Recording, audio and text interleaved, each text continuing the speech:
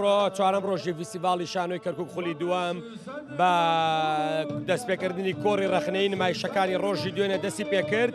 دوای ئەوەش چوین ماڵی مامۆستا و هونەرمەندی گەورەی گەلەکەمان و ناوچەکە عەلی مەردانمان بەسەر کردەوە. دواترش چوونە سەر گۆڕەکەی هونەرمەندان بە یەکەوە گۆرانی سەد فاتیمەیان وتەوە.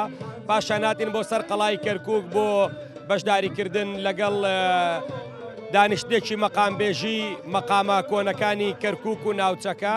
ئێستاش لێرەوە ئەڕۆین بەرەو سەنتەری ڕۆشنبیری کەرکووک بۆ مەراسیمی ئیمزاکردنی کتێبێک لەلایەن هونەرمەند مەریوان زەنگەنە و دوا چالاکیشمان کاژمێر 5 لە هۆڵی سەنتەری ڕۆشنبیری دەبێ بۆ نمایشکردنی دوایین شانۆگەری ڕۆژاوای کوردستان و چالاکیەکانی ڕۆژی چوارەم کۆتایی پێدێ و سبەینێش نمایشەکان بەردەوامە بن. دوو سبەی دوو نمایش پێشکەشەکرێت و ئاهەنگی کۆتایی دەست پێکات و ئەنجامی پێشبڕکێکان ڕائەگەیەندرێ و کارەکانی فیستیڤاڵ کۆتایی پێهێنرێ.